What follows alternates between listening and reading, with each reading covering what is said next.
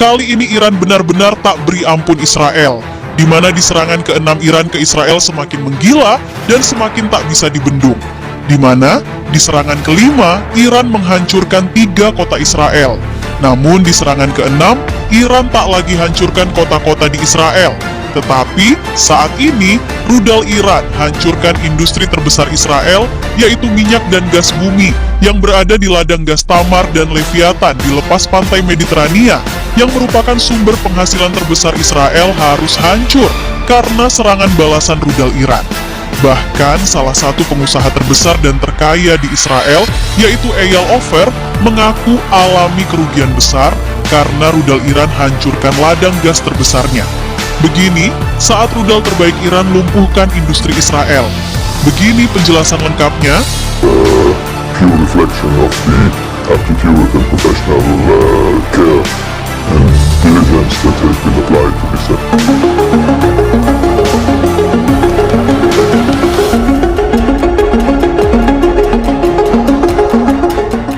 Ketegangan antara Iran dan Israel kini telah mencapai titik klimaks baru yang belum pernah terjadi sebelumnya. Setelah 5 gelombang serangan balasan yang menghancurkan sejumlah kota penting di Israel, namun di serangan ke-6 dari Iran menjadi yang paling mengguncang dunia, bukan karena jumlah korban jiwa atau skala kehancuran kota, tetapi karena sasaran serangan ini langsung menyentuh inti kekuatan ekonomi dan keberlangsungan finansial Israel. Kali ini, media Iran, yaitu Teheran, mengalihkan fokus militernya secara strategis, tidak lagi menyasar wilayah permukiman sipil atau pusat-pusat kota, tetapi menghancurkan sektor energi dan industri terbesar milik Israel, termasuk ladang gas alam dan minyak bumi Leviathan, Tamar, Karish, serta pusat industri berlian dan teknologi tinggi di Ramat Gan. Dalam pernyataan resmi yang dikeluarkan oleh Kementerian Pertahanan Iran, serangan balasan ke-6 ini adalah bentuk dari respons strategis yang diarahkan pada tulang punggung ekonomi musuh. 3 rudal jarak jauh canggih, Emad, Gadr, dan Khaybar Shekan, diluncurkan dari pangkalan rahasia di Provinsi Khuzestan, menyusuri udara Laut Mediterania, dan menghantam infrastruktur vital Israel di sektor energi yang selama ini dilindungi secara ketat oleh sistem pertahanan udara Iron Dome dan David's Sling. Namun, untuk pertama kalinya sejak konflik meningkat, sistem pertahanan tersebut tampak tak mampu mengantisipasi kecanggihan rudal-rudal baru buatan Iran. Ketiganya menghantam titik-titik utama ladang gas dan minyak bumi di Leviathan dan Tamar, menyebabkan ledakan masif dan kebakaran yang tak kunjung padam selama lebih dari 16 jam.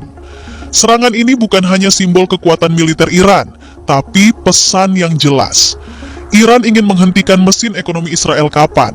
Tak ada yang lebih terpukul dari serangan ini selain Eyal Ofer, pengusaha terkaya Israel yang selama ini menguasai sebagian besar aset ladang gas dan minyak bumi di lepas pantai Israel. Eyal Ofer yang termasuk dalam jajaran orang terkaya dunia, kini harus menghadapi kenyataan pahit. Investasi senilai miliaran dolar dalam infrastruktur energi hancur hanya dalam hitungan menit. Menurut laporan investigasi Haaretz, kerugian pribadi Eyal Ofer dan perusahaannya ditaksir mencapai lebih dari 300 triliun rupiah, menjadikannya salah satu bencana finansial terbesar dalam sejarah Israel. Saya tidak pernah membayangkan bahwa kekuatan rudal bisa mencapai infrastruktur strategis seperti ini. Ini bukan hanya kerugian pribadi, tapi keruntuhan sistem ekonomi yang kami bangun selama puluhan tahun. Ladang gas dan minyak bumi di Leviathan, yang terletak sekitar 130 km di lepas pantai Haifa, adalah sumber utama gas alam Israel. Bersama ladang Tamar dan Karish, ketiga ladang ini memasok sebagian besar kebutuhan energi domestik Israel dan menjadi sumber ekspor utama ke Yordania, Mesir, dan negara-negara Eropa termasuk Amerika Serikat. Kini, seluruh sistem ekstraksi, kompresi, dan pengolahan gas di Leviathan dilaporkan rusak berat. Kilang pemrosesan di daratan, terminal pipa bawah laut, serta jaringan distribusi mengalami kehancuran menyeluruh.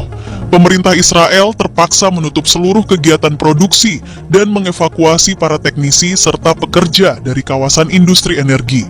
Bahkan, Panglima Angkatan Laut Israel, Aluf David Sa'ar Salama, tak menutupi keterkejutannya. Dalam pernyataan resmi yang disiarkan di kanal militer, ia menyebut serangan ke-6 Iran ini sebagai bentuk perang non-konvensional yang menyasar sistem napas ekonomi negara. Kami fokus pada pertahanan kota dan militer, sementara Iran bergerak di luar dugaan kami. Ini bukan hanya serangan, ini operasi pemutusan nadi ekonomi nasional. Serangan balasan Iran tidak berhenti di sektor energi. Beberapa jam setelah rudal pertama menghancurkan ladang gas, sejumlah drone tempur dan roket jarak menengah dikabarkan menyerang kawasan Ramat Gan, pusat industri berlian dan teknologi tinggi Israel. Ramat Gan adalah rumah bagi bursa berlian Israel, Israel Diamond Exchange, salah satu pusat perdagangan berlian terbesar di dunia. Selain menjadi simbol kemewahan, industri berlian di Israel juga menyumbang miliaran dolar dalam ekspor tahunan. Fasilitas pemolesan berlian dan pabrik pemotongan di kawasan ini menjadi sasaran langsung, dengan sejumlah fasilitas dilaporkan rusak parah akibat ledakan. Selain berlian, kawasan ini juga merupakan jantung industri teknologi tinggi Israel, termasuk manufaktur drone, perangkat lunak cyber, hingga startup kecerdasan buatan. Beberapa fasilitas strategis kini berada dalam kondisi siaga penuh setelah Iran mengisyaratkan bahwa target mereka selanjutnya adalah industri teknologi dan pertahanan digital Israel.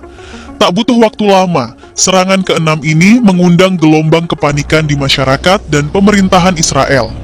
Jika ladang gas kita bisa dihancurkan, industri teknologi kita bisa dilumpuhkan, maka ini bukan sekadar perang. Ini adalah awal dari kehancuran negara Israel. Bursa saham Tel Aviv dilaporkan anjlok lebih dari 20% dalam sehari. Investor global mulai menarik modal, dan tekanan internasional atas ketegangan yang meningkat membuat nilai tukar shekel melemah drastis terhadap dolar dan euro. Serangan balasan ke-6 Iran adalah bukti nyata bahwa medan perang kini tak lagi hanya di darat atau udara, tapi juga di sektor ekonomi dan infrastruktur strategis. Iran telah membuktikan bahwa mereka tidak hanya memiliki kekuatan militer, tetapi juga kemampuan intelijen dan strategi ekonomi yang presisi.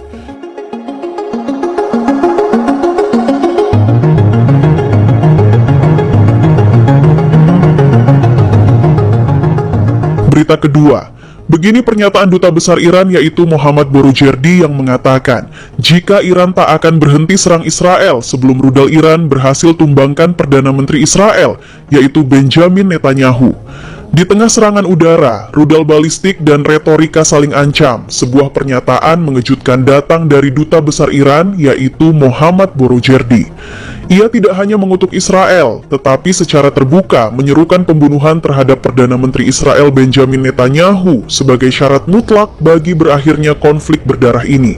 Dalam pidato resmi di kantor kedutaan Iran, Mohammad Boroujerdi dengan lantang menyatakan bahwa Iran tidak akan mundur satu langkah pun dalam perang melawan Israel.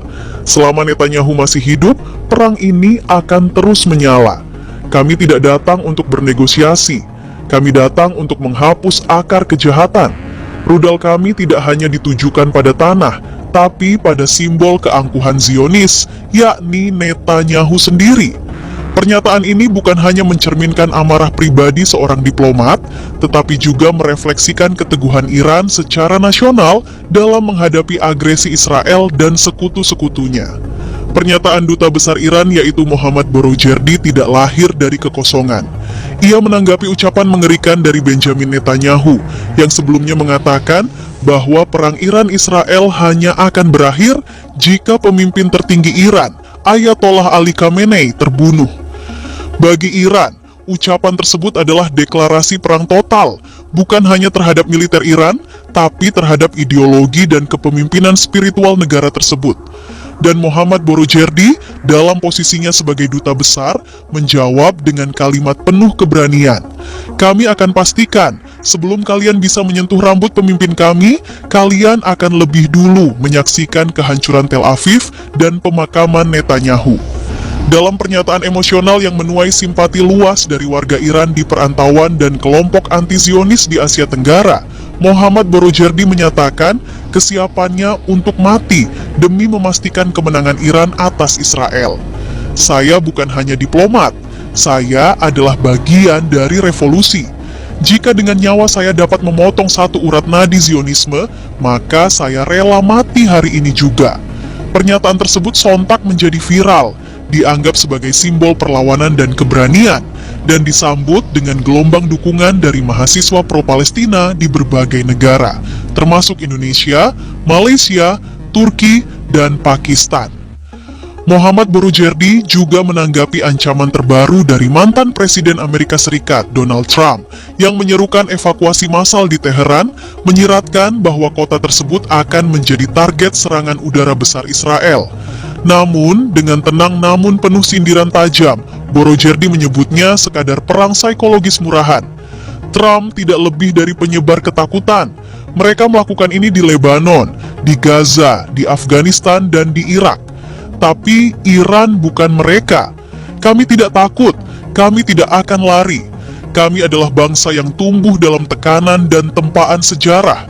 Ia juga menyebut bahwa rudal-rudal Israel tidak akan pernah mampu menembus jantung Teheran, karena Iran telah menyiapkan segala pertahanan sejak bertahun-tahun lalu. Mohammad Borojerdi mengungkapkan bahwa Iran bukan hanya kuat karena militer dan rudalnya, tetapi karena sistem kaderisasi yang telah dibangun selama hampir 5 dekade. Sejak berdirinya Republik Islam tahun 1979, Iran telah menyiapkan generasi demi generasi pemimpin dan jenderal militer untuk menghadapi situasi paling genting sekalipun. 5 jenderal kami gugur? Ya, mereka adalah syuhada. Tapi, untuk setiap satu jenderal yang gugur, kami punya 10 yang siap menggantikan.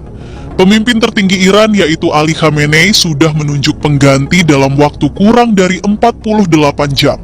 Tak ada kekosongan, tak ada kekacauan.